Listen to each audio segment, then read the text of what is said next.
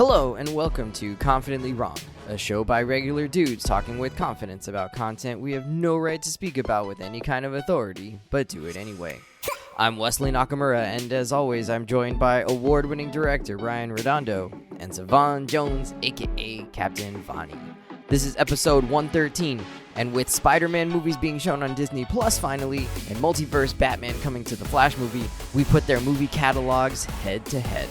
I'm confident that it's going to be the best show you've ever listened to, and well, hey, if it's not, you can always ask us for a refund.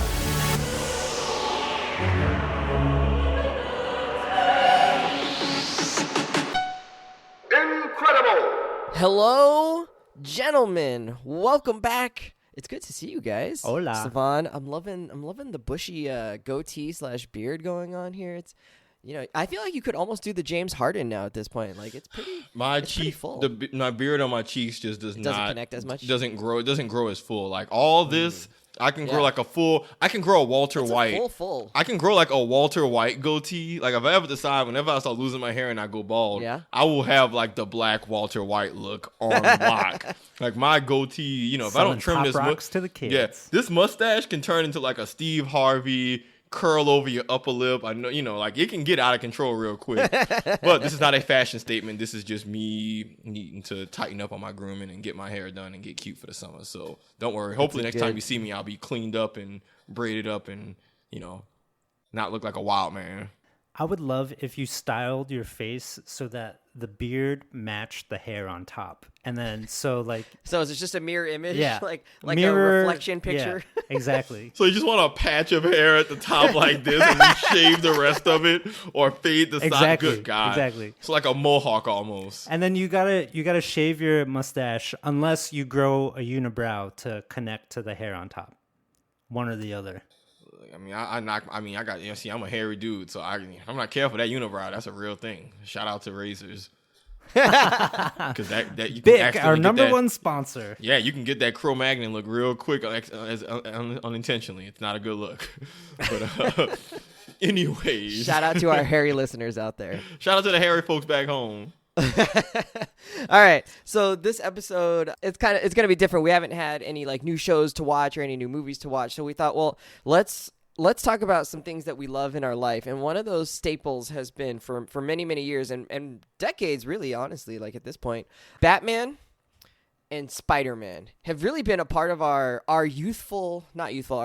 formative years. It's been growing up with us. We've seen many different iterations of this whole, of Batman. We've seen many different iterations of Spider-Man.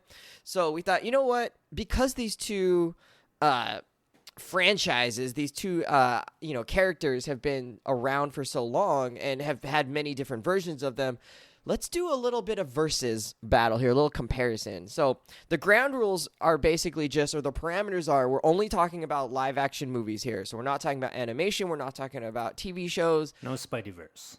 And we're in general talking about the more recent adaptations. So starting with, the late 80s, early 90s Batman movies, and then when we move into the 2000s with Spider-Man. So from that time on, so we're not including Adam West Batman here. No pow. None of that. Yeah, no shark repellent. No shark repellent. No, we don't need any of that. Once we get into molded suits, basically, that's what we're talking about here. So let's start with an overall sense here. Batman has had several different iterations. Just as a reminder, we've had the Tim Burton, Joel Schumacher era Batman. We moved into much later Christopher Nolan, Christian Bale Batman. And then more recently, in the past, 6 or 7 years, we've had the Ben Affleck version. And then we even got a little smattering of, what's his name? Robert Pattinson, Edward Pattinson. What's that guy's name? Robert Pattinson. Robert Pattinson. I definitely wrote Edward Pattinson in our show notes. Edward, because his character's name was Edward in Twilight. Is that why? I think that's why. Good Lord, Wes. I don't know. You already know I kind of hate on him as an actor. Vintage Wes. Vampire. I'm sure he's a a perfectly nice person, and I in no way mean that as disrespectful. Tony Downey Jr. I think there's another Robert Pattinson movie coming out at the Batman, or planned to come out. I think it did well enough that they're going to make another one. And then for Spider-Man, we've had Tobey Maguire era Batman. He had his own trilogy. Andrew Garfield had 2 movies, I believe. And Tom Holland has had 3 movies where he's been the solo Spider-Man. So we're talking about those movies here. Let's just start with the big guns, the big overall feeling. Based on all of the series put together, all of those movies that encompass here. If someone, your significant other, family member, whoever, is like, you know what, Savon or Brian, I want to get you the box set of one of these characters. So nice of you, Wes. Yeah, $150 for all the Blu-rays. Not that you guys have Blu-ray players, but you do. I PS5. got a PS5, baby. PS5. Cool. You The gotta fire future that is thing now. That thing is gathering dust right now. Let's use it. Which one are you going with? You're like, press click, buy now. Which one are you going with? Savon, who are you taking? Do I have to pick a Spider-Man? Oh, Spider-Man, easy. Like, dog, Batman. Easy. This is dog. Y'all gonna hate me on this pod. Okay. Episode, Don't you hate on 'cause Spider-Man? I do. So what do you think it means if I'm siding with Spider-Man? Wow, Batman wow. is whack. I'm gonna What? I'm gonna be Wait, on like my in Batman. these movies? You think Batman in the movies is whack? I'm about to really be in my hating on Batman bag my for this God, little okay. sequence. I love them both. I got hearts for both. I love the Spider-Man movies, all different trilogies for different reasons. Especially as I've gotten older, the Dark Knight movies have gotten like progressively worse for me. Wow. That's like What the a strongest take. one in my opinion. Yeah, and like I said, y'all know me. Even when y'all don't like what I'm saying, I got evidence, I got receipts, I got Give us one evidence-based thing. argument. What don't you like about the Nolan versions of the Batman movies? I said this before when we were talking about summer movie stuff when I was talking about Nolan, where he makes superhero movies for people who don't like superheroes, and in hindsight, it doesn't make those movies enjoyable to watch. Like, out of all the superhero movies I've seen over the years, and I've seen a lot, I have no compelling interest to rewatch those Batman movies, and I think it's because they take themselves so seriously, they're not actually fun movies, which is what I'm watching when I'm watching a superhero movie. So, like, they're not bad movies, but I'm just sitting here like, I'm not just sit and just watch this shit. But I could be at a bar, and if I see Amazing Spider-Man 2 on, I'm going to lock in a bit like, oh, okay, so look, Lizard and Jamie Foxx doing this thing. They fighting, getting in. I bet this is, at the very least, I'm entertained, even if it's not a great movie. I'm just not entertained in the same way by those Christopher Nolan Batman movies. And I think Batman just as a core is a whack superhero. Oh, my God. All right. So I'm on the opposite end. I would... Damn straight. We out swinging. I love both. I love both of Get the your utility characters. belts out, folks. I've enjoyed most of Savon the repeller. movies.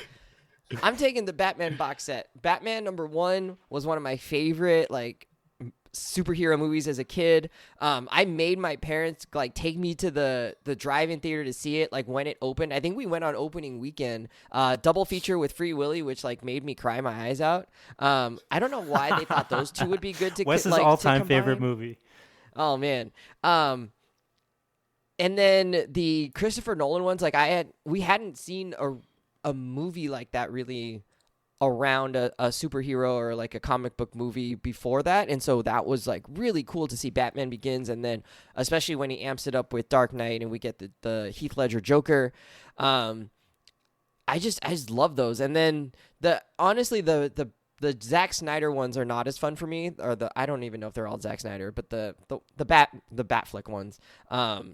Those ones have not been as good for me, but I've still enjoyed them. I like seeing the different take on the suit, kind of more comic book inspired from the more recent comic books. So that's been cool. I've liked it. I like the detective work that they do in the last Batman. I would go back and rewatch almost every one of those movies. And even the stupid ones like the Batman Forever and Batman and Robin ones, I might throw them on one time just to see how silly they are, just to enjoy it.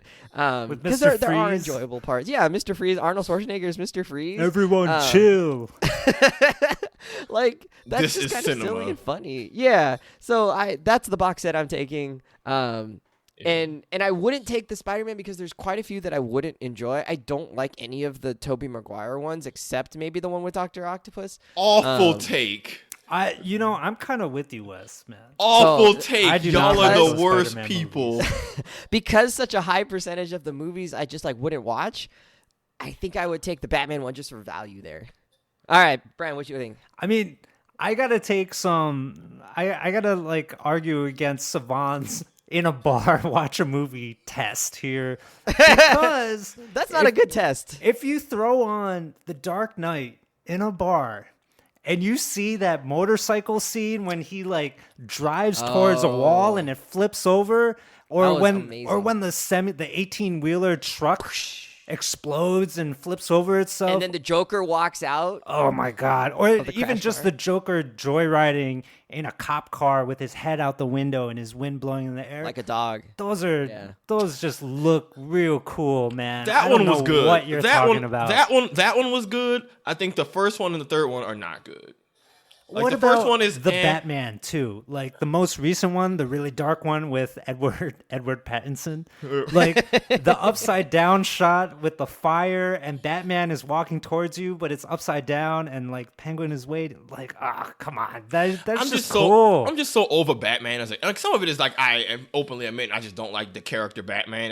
I will admit that absolutely tints my lens about this stuff. Like, but I can't sit here and pretend like the second Batman, was it Batman one with the Joker, whatever that one, The Dark Knight. I won't pretend like that wasn't a good movie. That movie has held up well and is still good. The other two have gotten worse. The only thing I didn't like about that movie, and it's a big deal but not a small deal, is there's a whole lot of talking and like explanation where it's just like you didn't need to say all that. Like just like let's just get to the like moving the action along. There's just a whole lot of like it's a superhero movie that doesn't want to be one. That's what you're describing right now, Wes. Love it. That's the one thing that I didn't like about it, but it was still great. All right, let's move on. Oh, Brian, so you're taking Batman. I'm taking the Batman's box set. Okay. Thank you. Put it under my Christmas tree. Great, let's do it. Anna, order that up. Which single movie from Batman or single movie from Spider-Man is their best? And let's say part two, if you know which one is best for both and you put them head to head, which one are you still going with? Like which one just tops the charts here in a head to head battle? I think the single best Batman movie for me is definitely Dark Knight for the reasons we've talked about. Okay. Like the Joker performance is amazing. Agreed. I just like could not like take my eyes off of Heath Ledger's Joker. And then best Spider-Man for me, I think it was probably. I really enjoyed the first Spider-Man, the Homecoming one. With the Vulture. Michael Keaton, With Michael who's our Keaton. connection between Oh, the just Yeah, no wonder you liked it. They had that corny ass Batman in it. That tension of Peter starting to figure out that like Liz's dad is the Vulture, and then Vulture figuring out, or like Michael Keaton figuring out that he's Peter Parker and Spider-Man. Like that, just like. Oh, they're figuring it out together was like pretty amazing. The action scenes are really good. And they didn't do the like origin story. They kind of jumped right into like him having the powers already. And just like the teenage issues of like the excitement of it, and Ned being in his room like having the Death Star Lego thing, and then he's on the roof and he drops, like all of that was just like super fun. I had a blast during that, and I think it set the tone for how fun that series has been. And even though the second one, in my opinion, was not as good, I still like think fondly of the series because of that movie being so different and so good. And really, I felt like hit the nail on the head for what I wanted it to be. So, but if I put those two head to head, I'm going Dark Knight. Brian, which one you Not a going bad with? answer. So with Spider-Man, I think I would also have to say like recency bias is coming into play, but No Way Home had hit me in all the feels, right? And it brought the three Spider-Men together in a way that worked. Yeah. And it really should not have, but it did. It really shouldn't. On paper, this sounds like some fan fiction. Reddit user makes a comment. People upvoted, hey, this is like why y'all shouldn't make movies type shit. And then it just Absolutely. like, oh, this. Well, that might happen in The Flash too, right? They're trying to bring back several of the Batman. they're Don't say nothing. doing the same trick. I don't know if it's going to work. But it did in No Way Home, which made it fantastic. But I will say, that Sam Raimi, Tobey Maguire Spider-Man 2 with Dr. Octopus, I hated it when I saw it, but I will say I have tried to watch parts of it now, and knowing Sam Raimi's style and like the camp that he deliberately puts in it, like I kind of appreciate it. So that's sort of like coming at a close second. And Batman is like, yeah, of course, The Dark Knight. And also head to head, all those Christopher Nolan Batman movies are better than any Spider-Man movie. Like Batman Begins, Ew. with Ra's al Ghul, like, Yuck. and their take on it. Oh man, that was cool. so cool and creative.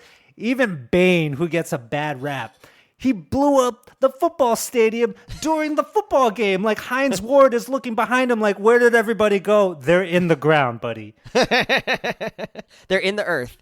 Those are Lowercase e. Those are bomb ass scenes, like great movies. Like it's not even a question. All right. So Sounds good. Savon?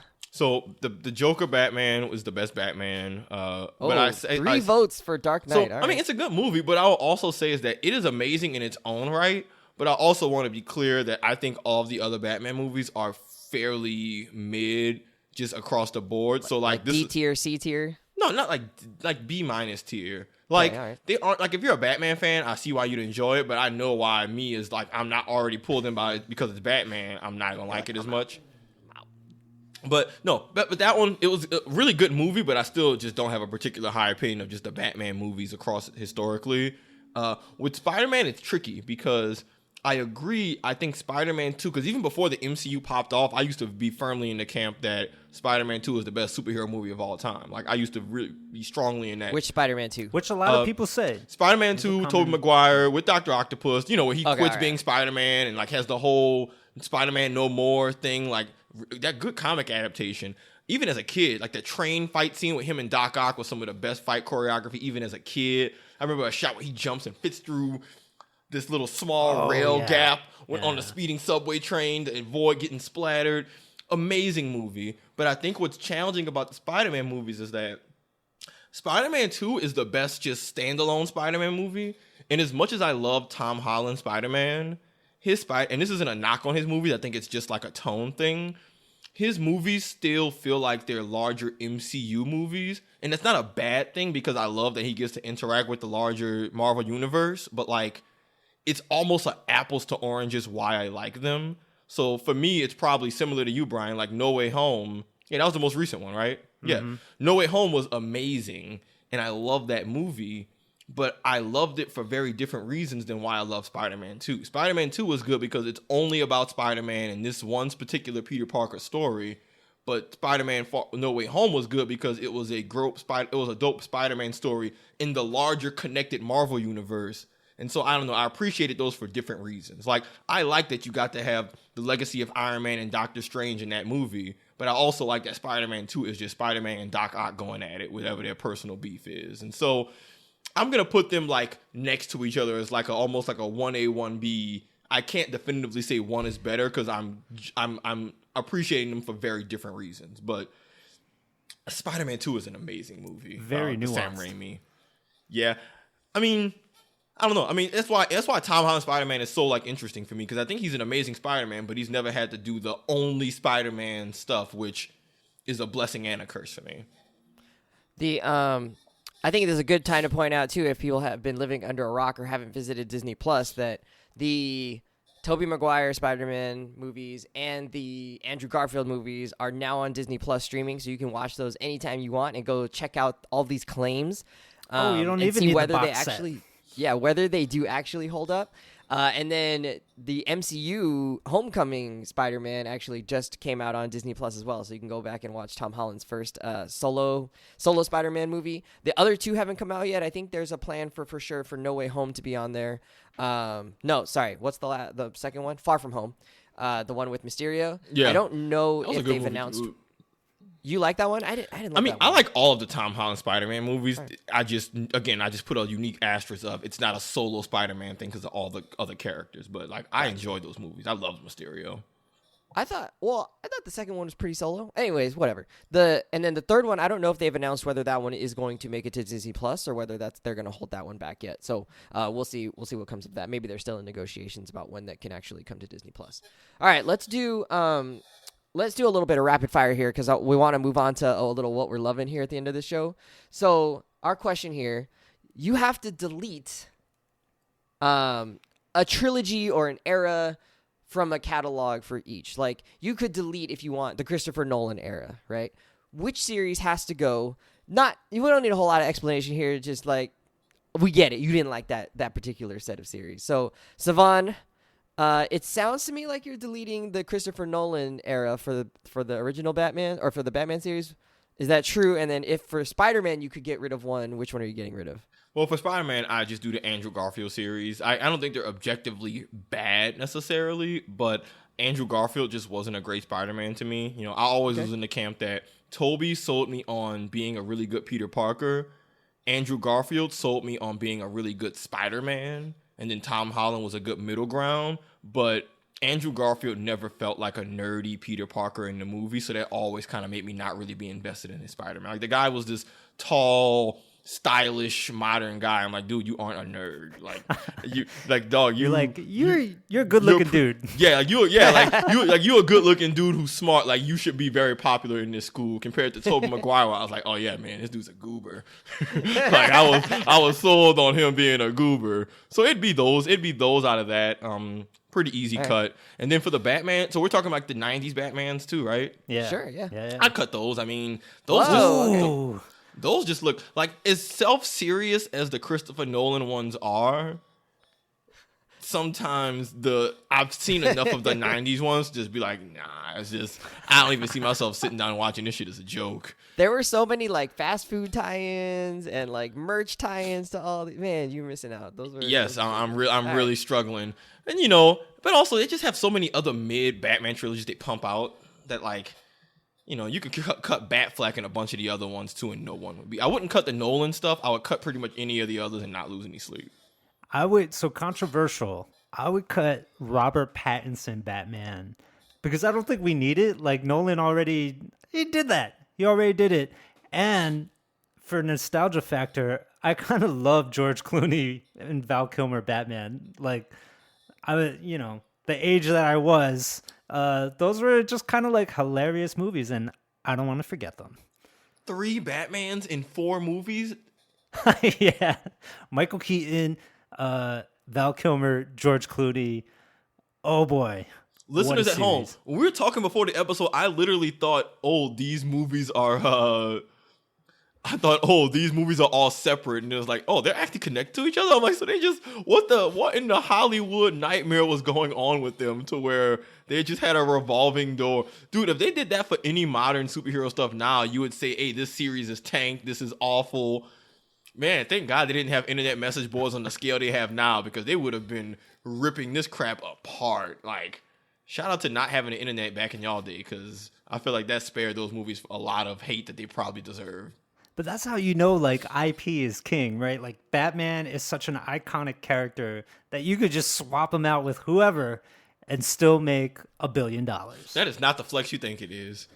This is like an indictment on why Batman's such a whack character to begin with, but it is what it is. Weird. For Batman, I have no idea if this recording is now happening. It's awkward. Okay. If I am deleting a Batman, I wish I could delete just the Joel Schumacher Batmans.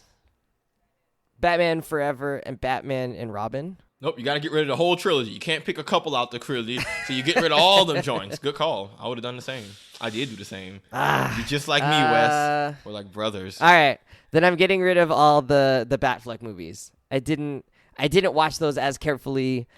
Those didn't bring me the joy, I think, of Batman and the Marvel. So that's what I'm deleting for that one. For Spider-Man, 100%, I'm deleting the Tobey Maguire movies. I am so anti those movies. Like, he does not. I really don't like Tobey Maguire. I just did not enjoy watching him like just be a mopey bastard the whole like 1, 2, and 3. He's just like sad. You He's watch Batman movies? How dare you? Mary Jane doesn't love me. I know why she doesn't love you, like, because you're an ugly loser. I'm Batman. I'm sad. I have money, but I'm sad. Like, I won't get a therapist. So I'm just going to beat up poor people. Like, just Tobey Maguire, like, I just did not buy it. And then, like, their, like, chemistry, like, I will not watch a Kirsten Dunst movie because of her performances in those first couple movies. Like, she's not enjoyable. Co-sign. I did not like her. I can't, like, I've literally never seen a movie with her in it since then. I will not go see any movies with her in it. I just refuse. And just like that ruined it. Just those two and their lack of chemistry. I never bought it. I never understood why like that was a thing. And then Green Goblin looking like a fucking Power Ranger and like not having any like ability to move his face or emote his face. Like cut that the whole trilogy done. I'm done with it. Godspeed, Wesley Nakamura. Which hero had the best villains in their movies? What are you going with? Green Goblin. What? No, we just talked about why he was horrible. Goblin. Yo, With that goofy mask. Yo. Say what you want about mascot. Say what you want about the. Say what you want about the mask. Say what you want about the fit. Willem Dafoe as Green Goblin was one of the hardest. He got killed by his own hoverboard. Yo, man, his performance was great. Him just freaking out. Him having his chill Norman Osborn moments, eating the dinner, having a little conversation with Spider-Man. When he was just beating the brakes off that man in the house, we talk about Marvel movies. Oh, the mask always magically flips off. Toby mask was looking like some ripped up drawers because Green Goblin was putting that work on him. And then, the shadow of his character in the Sam Raimi movies I love, like the After Effect. But Green Goblin went from good to just God tier when this man appeared again decades later in No Way Home. And this man just pops into a new universe. It's just like, oh, word? And just starts wrecking shit. That man pop into Peter Parker universe, kill his aunt, bomb a bunch of shit, cause a bunch of issues, and then just bounces. Like, he came in and immediately became Tom Holland, Spider-Man's greatest enemy, just off sheer just being a chaotic force of nature. When the fight they had in the building, Green Goblin, the way he established his presence in Spider-Man No Way Home really elevated him as a villain for me. Before the movie, I probably would have said a different Spider-Man. I probably would have said maybe Mysterio or Doc Ock, but like Green Goblin's just Black Air Force, take no prisoners, chaos, start shit energy. He's like what the Joker would be if he was a good villain. Like that's how I feel. Like to me, Green Goblin is like the better version of what Joker can be in terms of being a force of chaos who just starts shit. Joker's just a dude with, with mental health issues. Green Goblin is a dude with mental health issues. There's levels to the shit. Joker out here just kicking puppies, acting like a rabid dog. Green Goblin out here blowing up food shelters and killing people, family members, and it's different. He make it real personal. All right, I think that's enough answer for that. You did all the work for us. Damn right. No, confidently wrong. Just owning the title of the show. Which actor wore their respective mantles the best? Who makes the best Batman? Who makes the best Spider-Man? Savon, you want to go first on this one? I gotta go with. I just want to give more love to the 90s. I'm going with Michael Keaton, man. As the best Batman. He's just so, like, nuanced. He's got the eyebrows and he's, like, raising them all the time. Like, Michael Keaton to me is magnetic, which is why he's so good as the Vulture. He was great as the Vulture. And then, Tom Holland is an easy win. Like, low bar, you just jumped over, like, a 2-inch pole vault, like easy. All right, I agree. Tom Holland for sure.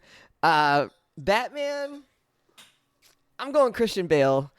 I know the only thing that bugged me was his voice, but I really liked I don't know why it went more extreme as the series went on. Yeah, but I did really like how he played him. I thought like there was that it wasn't so much rage as like it was just he was just like embodying, I think, like that stoic nature, and the way that they started off with him getting into the League of Shadows and all the things that he's learning from that, and his inability to really connect with Rachel in the first movie, and then what did they call her? Was it Rachel? Was Talia? Maggie? Yeah, Maggie Gyllenhaal. Maggie Gyllenhaal was she also supposed to be Rachel? Yeah, they did a character swap. She got replaced, or she replaced Katie Holmes. Yeah. And that was like some of the like most like good, I don't know, not acting, but just like good job like being there, and he really embodied like I'm putting on my Bruce Wayne face now, and then I'm putting on my Batman face now, right? Like he had like a whole character built into like how he was his anyways.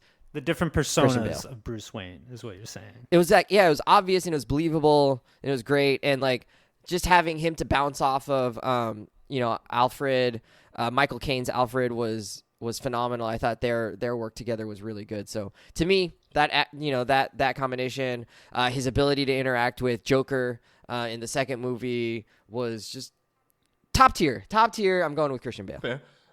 Over Michael Keaton. I'm gonna go with Tom Holland Spider-Man. I've said that before, but I guess Brian, to you, right. I like Tom Holland the way I like the Dark Knight movies. Like it's the best, but like, what does that say about the competition? I think we landed a similar mark for Batman. Funny enough, I think I actually might like the Ben Affleck Batman.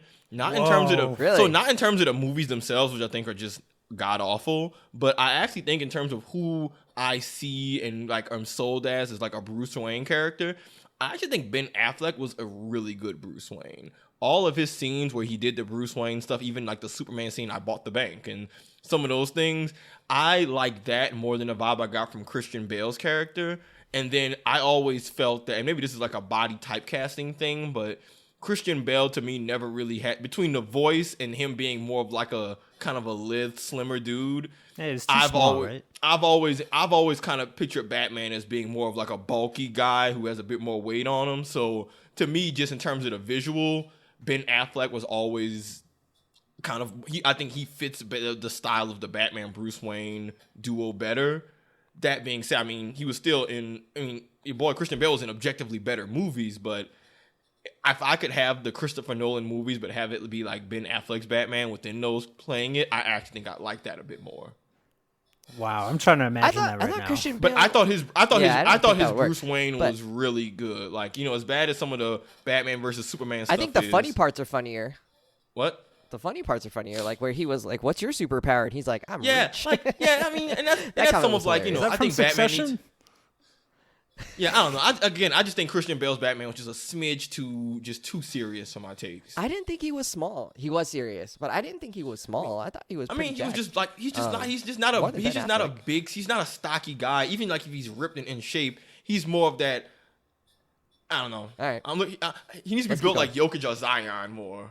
Or like built more like LeBron than KD. Like, when I imagine, right. That's the vibe. All right, let's wrap it up there. Listeners, what Batman does it for you? Which one stokes your fires? Let's move on. We're going to do a little What We're Lovin'.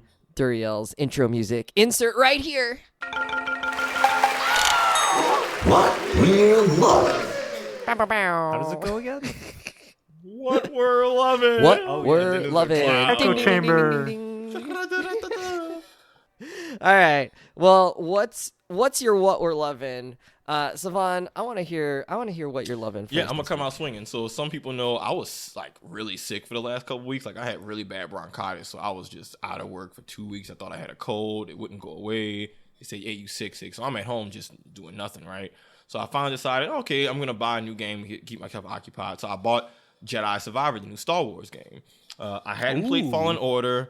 I played it a little bit, but by the time I got Fallen Order, the game was a little bit dated at that point. I had played similar games in the genre, so it just wasn't going to hold my attention. But I heard nothing but good things about Jedi Survivor, so I bought it. First of all, the game, obviously, from people who read reviews, had a lot of performance day one issues and, frame rate issues, and it's not great. For me, some of that has improved, but none of it has stopped me from enjoying the game. But all that being said, oh my goodness, I'm having so much fun with this game. I played a lot of Star Wars games in my life. The Battlefront series, Force Unleashed, Knights of the Old Republic. I've played a lot of Star Wars games in my lifetime over the last 20 plus years. This is some of the most fun I've had with lightsaber combat, period. The game feels like a Dark Souls Elden Ring game, Brian, in that you have your point, right? You level up your skills and shit. But if you die, you drop all your experience. You go back to your last save point, and you gotta go back and pick it up if you want to get it back. And it's one of those. You have your X amount of heals, and the heals only replenish when you go to a save spot. And when you save, enemies come back as well, right? So if you want to get to a certain area, you have to, just like in Elden Ring, we have to be able to fight, but not just win, but conserve your resources, because you got to make sure you make it to the next save point. It's making me sweat already. It makes for a very challenging, but and here, so it's one of those. This game can really bust your ass. But oh my goodness, the gameplay is so rewarding. It's so fun. You can have one moment where 10 battle droids are shooting at you, and you could force push and kill them all in one move and feel like a god Jedi.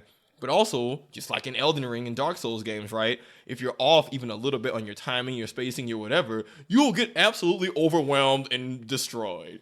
So I've had moments. By battle droids? I mean, if there's enough of them and they swarm you and you're not efficient, like the game has very high lethality combat, so you can one-shot a lot of enemies, and that's cool. Like Stormtroopers, 2 slashes, they're done.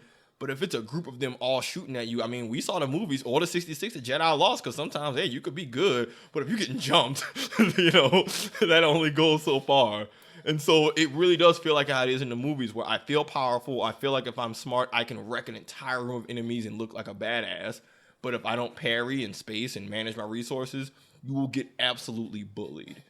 And so, yeah, I mean, gameplay-wise, I just haven't had this much fun in the Star Wars game. There's 5 different lightsaber combat styles. There's the single blade, the dual, like the 2 swords in each, or sword in each hand, the double-bladed Darth Maul staff. There's like a big, heavy cross sword, like a Kylo Ren that's like a heavy sword. You can just use a blaster sword combo where you got a lightsaber and just a blaster pistol. Zelda so you're literally just, you got a gun in one hand, a sword in the other, and you can blah, blah, blah, blah, blah, blah. And like, that's really, so like in this, the story's fun. I recently had a story mode twist in the game that was so intense, like I actually yelled out like, hey, yo, what? Like alone in my apartment, that's how big the twist was. So the story is good. Outside of some of like the actual performance issues that the game can kind of have with frame rate and high intensity areas, this is just a top-notch game, like in terms of having fun, doing Star Wars stuff, and feeling like a really badass Jedi. I have a question. Okay. Have you played the Spider-Man on PS4 and PS5? I played the hell out those games. Okay. So I think that game makes you feel like Spider-Man. You move like him. You can fight like him. The combat's pretty cool. Which one of those games made you feel more like that character? Like, did you feel more like a Jedi in this game, or are you feeling more like Spider-Man? I'm gonna give you the cop-out answer in that this game makes you feel like a Jedi the way Spider-Man made you feel like, oh, I'm actually Spider-Man. Okay. Like, so like on the same level of like you can have fictional scenarios in your mind of cool Force stuff you want to do, and the game probably has a way you can do it. Like, you can absolutely pull a Stormtrooper in with the Force with one arm. If you have the right upgrades, you can pull another one in and have them both with each hand, and then proceed to either slash them, throw both of them away. You can have one in one hand and then do something with your free hand. You can lift up a group of enemies, like if it's an upgraded ability, slam them all down and stun them. You can just force push people off of a cliff. There's an ability where you can like use the Force to just straight murder them. I've cheesed more fights than I would like to admit. I've cheesed more fights than I like to admit where a monster is beating my ass and I'm like, man, I'm just about to Force push you off this cliff because I can do that. And that's if you set it up right, you earned it, right? There's a move where you can legit Force levitate people, hold them in place, and then take your double-bladed lightsaber, throw it, and it spins like a buzzsaw that you then guide around to like, you can get very creative. Like, I've beaten loads of enemies just because I'm like, okay, what can I do this time? Sometimes I just get the double-bladed sword and I just reflect all the blasters at like 10 enemies. Other times I'm doing Force confusion to do the Force, make people fight each other while pushing others off. The game lets you really live your Jedi fantasy of, outside of making your own character, which you can't, pretty much any cool lightsaber Jedi crap you want to do, I promise you the game has a capacity. Like, I just got a skill where I can pull someone in, hold them as a human shield, and then use the Force in my other hand to make them shoot their gun at other people. It's just like, oh. Does Cal's the main character? Yes, Cal's still the main character. Does he have a particular, like, I don't know, like strength as a Jedi? Like Grogu's strength, one of his things that's kind of new is like he's able to like connect with other beings, like other animals, and kind of empathize with them. He's kind of like got a mantis ability. And then, Rey has kind of shown that she's able to use her like Force, like hold and push, like and her connection with other people is like one of her strengths, but she's not necessarily like a lightsaber, demon, just like expert level yet. Like, does Cal have something where it's like, oh, he's more able to do this particular type of Cal Force has ability? A unique ability that they introduced in the first game where he can touch objects and basically sense echoes in them. and be able to like look back at past events from like maybe a certain type of object or space. Cool. And that's the game's way of giving exposition to places that you're traveling through, where you might see like a dead body or something, and you can like sense the echo of it and get an idea of, oh, this is a stormtrooper who got executed by the villain in their last moments of their life. And that's like a way of building exposition of, just because there's not characters here to say what happened, you can sense echoes and get a feel of, oh, this is what was going on at blah time. So not really something that affects the direct gameplay of you fighting, but definitely the larger storytelling of how he can navigate the world. But overall, the combats are just really well done. Like, honestly, once they put out a few more patches and get the performance up even higher, this is one of those games where, I'm going to new game plus this on the highest difficulty, because the fights are just, even when you're getting absolutely wrecked. Like, I had a boss I was stuck on last night. I was getting wrecked, but I was having so much fun. I didn't care that it wasn't like this game's so frustrating, I'm getting wrecked. It was oh man, the combat's so rewarding. I know what I need to do to win. It's just an unforgiving game. Cool, let me try it again. And there's so many styles of fighting you can do that there's no right way to do it. So yeah, really fun game. I don't know if I say y'all get it right now, because you got to be big into Star Wars. And again, the game has some flaws, but definitely they tighten up the performance a few months down the line. Absolutely worth getting. I have no regrets buying it. Where in Star Wars lore does the game fit? Since like everything is connected. I know. After Order 66, it's like at this point it's about like 5. Like the game, it's probably about like 5 years after Order 66. So like the Empire is still growing and expanding. The Rebels haven't been established. Like just think 5 years or so after Episode 3. Yeah, it's an interesting time period. All right. Yeah. That's the Bad Batch time period as well. Yeah, right? I think so, more or less. Yeah, and then like the Empire is starting to still get their bearings and be formative, but they aren't just like the fully established. Yeah, so good game. I'm loving it. I'm having a lot of fun. All right. So my what we're loving, Savon. Actually, you made me interested in looking at that game. So we'll see. I want to play Jedi. What's the first one called? Fallen Order. I want to. It's fun, but I'm just keep be honest. Like it's a good game that is just like it's aged a little bit and.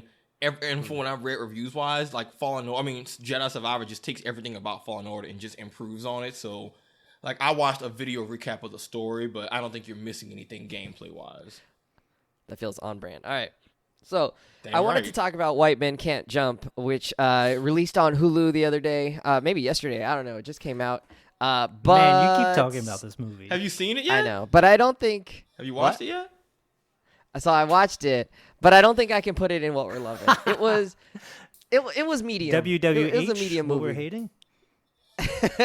No, I didn't hate it. I think it's just like it was just like fine. It was a fine movie. There were some like really funny parts. I think it just didn't quite come together the way they wanted it to, and that's fine. It's a fine movie. It's it's decently put together.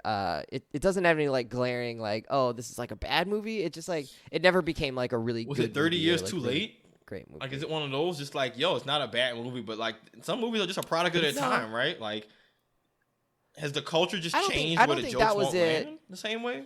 No, they completely changed it up. Like it was definitely like they were very much more about like it existed in the modern time. Like they continue to reference like, hey bro, like people know white people can hoop. Like you're the only one stuck in the past. Okay, so blah, blah, I was like, wondering. Like that's so they like it was very much like a today movie, and the references were all like in today's times. So it felt like a modern movie. It just didn't like quite come together the way you wanted it to. I think they tried to do a little bit too much in terms of giving the characters like all this like motivation and their relationships and stuff with their significant others, and then with their fathers. And so there was all this like stuff going on that didn't quite like inform each other. Like they all felt like slightly separate goings on in their lives. So it was medium. Like if you need something to watch and you want a few like jokes, it's there. It's the basketball footage is actually like not too bad. You're not like, oh, this is like not good. You can tell when like basketball like is not good. Some movies you can like some older movies. Good lord, like that person has never dribbled a ball in their life. You could tell instantly. Yeah, no, the basketball. was okay. Like they could play. I don't know how much Jack Harlow did of his own stuff or how much they used like stand-ins. It felt like he was really playing most of it. So that was actually pretty. I think he hoops a little bit. Like I know he at least was like, hasn't he been in like the All-Star Celebrity Game? Like at the very least, the man knows what to do if you give him a basketball. He's not like a child given like a Rubik's it cube. felt like he was really playing. I seemed like they showed his face quite a bit, and like he had like a good like footwork step back jumper that he was using. Okay, So who plays Wesley Snipes' character? I think his name is Cinqua Harris. I'm not sure. I'm not familiar with him. It was kind of funny. They called him like a poor man's Dwayne Wade or something like that because he kind of looks like Dwayne Wade. The child is the beard. But he does kind of look like Dwayne Wade a little bit. So that was a pretty funny reference. But he did a pretty good job. I think, up and coming guy. He was certainly a better actor than Jack Harlow, but Jack Harlow's character was like kind of over the top, and so I think that gave him a lot of room to work with and kind of just be like a silly version of what I imagine was comfortable for him. So that was pretty cool. Like I think they played to their strength and they did that well. But if you were to cast this movie with actual NBA, I don't want to talk about this movie. It was media. Why? This is not my what we're loving. Oh, so you have an actual what you're loving. Yeah. So what are we doing here? Why are we wasting time? You guys keep asking me questions. Thing? I just kept telling you it was medium. I wanted to talk about because you've been dying to talk about this movie since it came out. And then you put it in the notes, weeks, white men can't jump. So I assume that was what you're loving. Nah, Wes, you're not about to gaslight No. us into thinking this isn't what you want to talk about. Let's read the note directly. It says, I wanted to talk about white men can't jump, but... So why are we talking about So what the hell is the but then? Well, I was just telling you, because I wanted to tell you that it was medium and that we didn't need to, have a whole show on it. Goodness. It was not worth it. Oh my goodness. You cannot bring up a topic and then just be like, I didn't really want to talk about that. Well... I was trying to transition, and then you guys kept being like, "Let me." We ask didn't know you were trying to transition. It says, "But." I said, "But" is that you play didn't back like the it. tape. Not that there's a different topic. You in the wrong on I this. I see. Yeah. Do you see? Or you just trying to get us to shut up? Yeah, take your lumps. I was trying to move. I was trying to move. Take this one to the chin. What do you actually want to talk about? All right. Well, yesterday, so my Lakers lost, but I didn't actually get you to want to watch. talk about that instead? I didn't get to watch the game because I went to an MLS game. I went to the Austin FC. Me and Jen's brother, so brother-in-law, and then Jen's cousin. He lives nearby, so we met up at Andy's house, and then we rode our bikes down to the stadium. It was about 1.5 miles away. Was that Andy from Toy Story? It's not, although maybe he was. I don't know. He's not Andrew. He's his name is Andy. So they have, because this is Austin, very hippy-dippy granola, right? They have a bike valet, which is, this is bike parking, right? So they got a little area set up next to the stadium. You give them their bike. They give you a little ticket like you checked in your car. And then they watch your bike during the game, and then you just pick it up afterwards. Is the valet wearing a tuxedo? Polo shirt and pants. Okay. Polo shirt and pants. Matching polos, so they seem legit. And this is bad. I didn't have any cash on me, so I couldn't give them a tip at the end. So, I wouldn't Venmo? have said that. Venmo tip? They didn't. Yeah, they didn't have. They didn't. I feel bad about that. Now maybe I'll go next game and just give them. I don't know. Okay. Anyways, so we went to the game, and the game is very back and forth. Neither team really can score. Austin is holding the ball for 68% of the time. They had a few shots that they had, but really didn't threaten the goal too badly. And it was just 0-0, 0-0 at halftime, 0-0 at 60 minutes, 70 minutes. They start putting in subs, both teams, still 0-0, and it looks like it's just going to be a tie. 88th minute, people start walking out the stadium. And actually, I heckled one of them. I was like, the game's still going on. You could watch. We could score. We could win this game. I don't know why I decided to heckle them. It just felt like the right thing to do. What kind of you're not why did they leave? I don't get it. It's 0-0 88th minute, and we've had the ball the whole time, and they walked out. How are you going to leave a game in the 88th minute? 91st minute, Austin scores a goal, goes up 1-0, and ends up winning the game. What a feeling to have. I mean, this is just what a fun event. So my what we're loving is the feeling of a last minute goal or shot or win. That kind of ending to a sports game live is just, I wish you could bottle that and drink that, all the time. That's it's just so good, and like you can't get that anywhere else. Like watching at home, it's not the same. It's just like hearing the roar of 20,000 fans, 25,000 fans, whatever this place holds. I don't know. Maybe it's 18,000. Like the place was going bonkers. I mean, it was just incredible. So that's my what we're loving. I'm still feeling a high. It helped ameliorate the fact that the Lakers are now down 3-0. Yeah, I was gonna say this all sounds like consolation prize to you. Ladies and gentlemen, Wes, his Lakers are getting their ass beat so bad he has retreated into watching American soccer. In order to have a place of solace. That's like watching Pee Wee League soccer, man. Like, what's the point? No, it's not that bad. I can honestly say, like, as bad as I feel about the Lakers losing, like this helps a little bit take the edge off. It was such a fun game to see, them just like work, and then finally it paid off and they got a goal. Were you chanting and the soccer's whole time? like that. I was not chanting the whole time. The Austin fans are pretty good. The band. There's like a drum line and a band that plays 100% of the game, and they're doing chants. The rest of the fans in the rest of the stadium don't necessarily chant the whole time. Yeah, we're a bunch of casuals on the side, but it's still a lot of fun and there's a ton of energy. It's a great thing. If you come to Austin on a game day, go see a game. It's worth it just for the atmosphere and the fun. The $9 slice of pizza that I got, not worth it. Don't get the pizza. More expensive than the ticket. Wes, it's 2023. People got to stop acting like surprised about concessions being expensive when they've been expensive. No, just the pizza wasn't worth it. Yeah, no. The pizza wasn't worth it. It was like fine, like subpar pizza. Your concession pizza wasn't good enough. Else. Nah, get the tacos. There's some other options out there I think would have been better. I didn't know. I haven't tried everything, so I wanted to try the pizza and see how it went. My review, not that good. All right, Brian, what are we loving? All right, so a few episodes back, many episodes. Don't back. forget to say a but, so we know that you're trying to transition. I'm going to do a but here. So many episodes back, I talked about the service called Movie Go, which was basically you subscribe to this service. They select one movie per week that you can go to any theater and go watch it. Oh, I remember what you talking about. Right, but these are all like art house curated things. So not up my alley. Cool. Bet. It was only available in like New York and I don't know where else, London or something like that.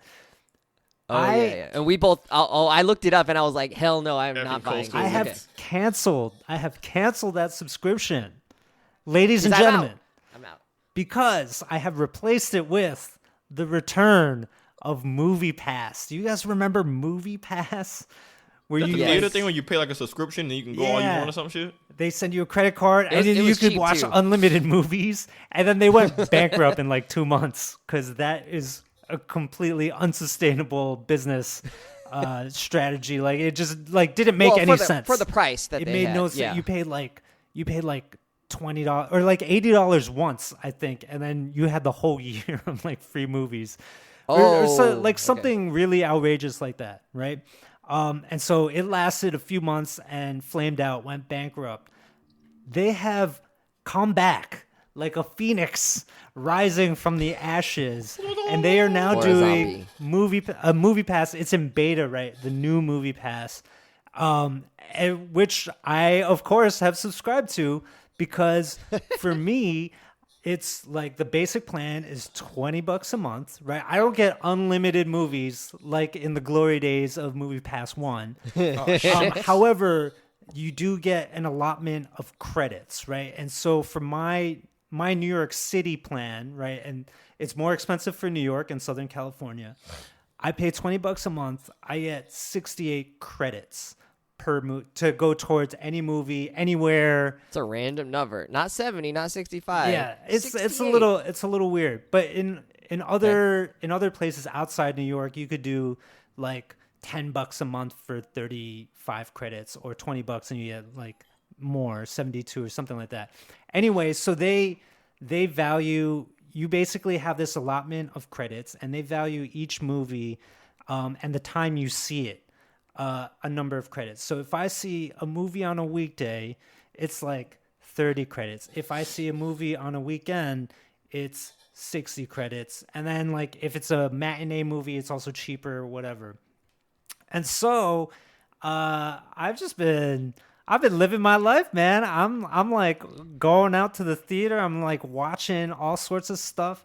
Like I watched Super Mario Brothers on this thing. I watched Air, the Air Jordan movie with this. Oh, that's how you saw it. I'm taking flyers, right? I'm like, yeah, I'm gonna see it. And the best part is like, okay, even though it's not unlimited movies like it used to be, and it's credit system, those credits, if you do not use your monthly allotment, they roll over. So like, at first I didn't use too much of it, and then the second month I had so many credits banked that I was just like able to see a ton of stuff.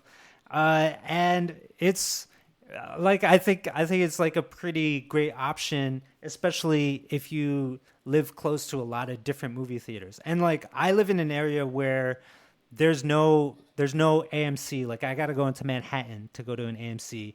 And Regal, the closest Regal to me, shut down. So there's no more Regal. So I don't have big chain theaters around me. I have all these like indie theaters.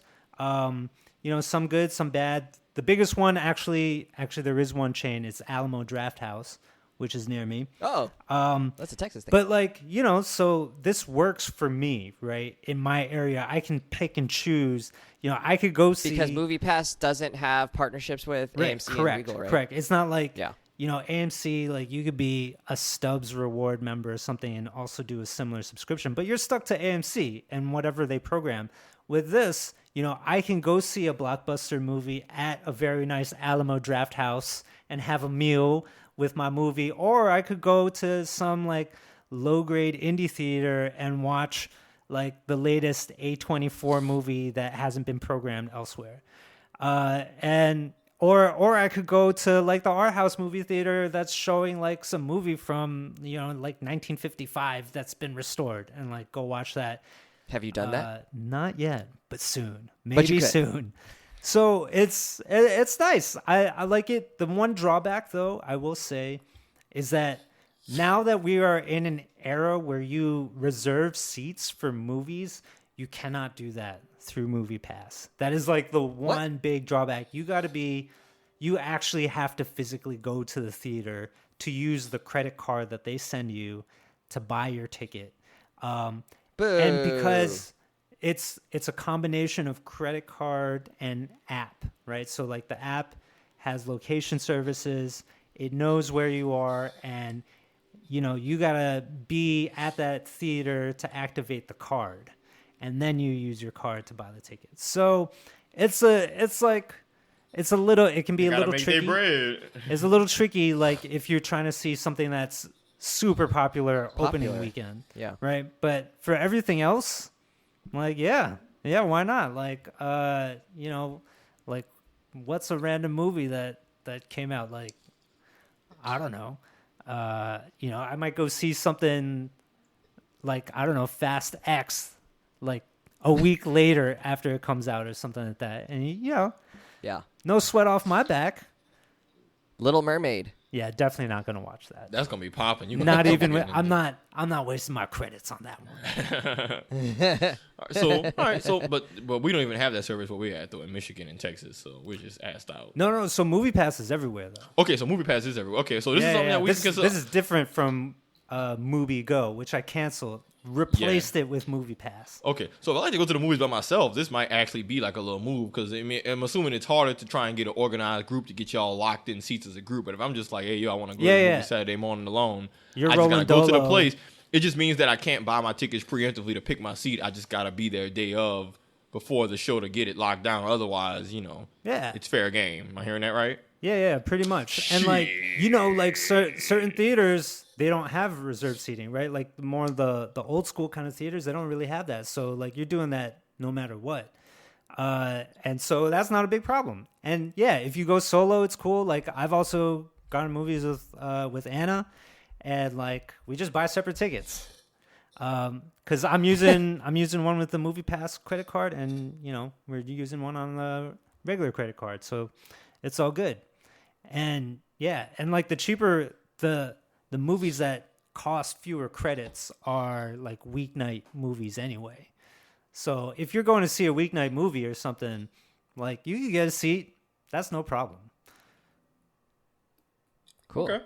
All right. This is all right. I might look into this. This might be the kind of thing that'll get me to go to the movies more. Maybe I'll go see Oppenheimer. That Savon is is definitely not seeing Oppenheimer. That's a movie you reserve in advance. Yeah. I was hanging with some friends yesterday who were all like, I think, into art house films, and I just started saying the shit I was saying about our movie podcast, and I set them off the way I set you off, Brian. Oh my God. I was just like, I don't want to see that shit. And everybody was just like, what? You? No, he said, how dare you? My like, pearls. Yeah, and trying to see. Yeah, I was just like, clutching their pearls, gasping. But Ultra troll. Not a troll. I'm just speaking my truth, I'm not baby. shocked. I'm not shocked. All right, let's wrap it up there, friends. I hope you enjoyed the show. I did. Let us know your Batman versus Spider-Man takes, because we might be confidently wrong on this one. We'll see. Tom Holland seems to be the consensus, and Dark Knight seemed to be the consensus for all three of us.